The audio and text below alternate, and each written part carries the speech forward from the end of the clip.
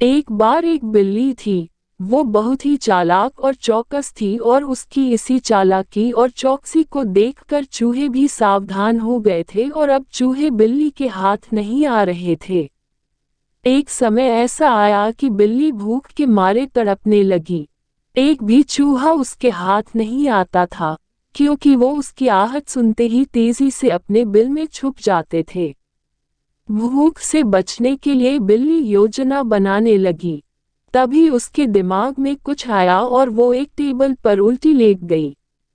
उसने सभी चूहों को ये सोचने पर मजबूर कर दिया कि वो मर चुकी है। सारे चूहे बिल्ली को ऐसे लेटा हुआ अपने बिल से ही देख रहे थे।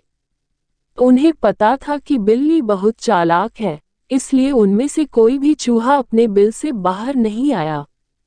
लेकिन बिल्ली भी हार मानने वालों में से नहीं थी। वो बहुत देर तक उसी टेबल पर उल्टी लेटी रही। धीरे धीरे चूहों को लगने लगा कि बिल्ली मर चुकी है। वो जश्न मनाते हुए अपने बिल से निकलने लगे। चूहे जैसे ही बिल्ली की टेबल के पास पहुंचे, उसने उछलकर 2 चूहे पकड़ लिए। इस तरह बिल्ली ने इस बार तो अपने पेट को भर लिया, लेकिन चूहे अब और भी ज्यादा सतर्क हो गए।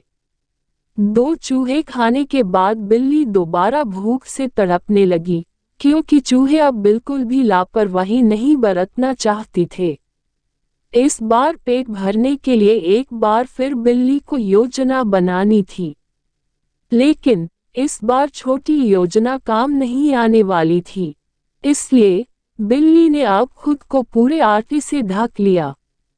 चूहों ने सोचा कि वह आटा है और उसे खाने के लिए आ गए।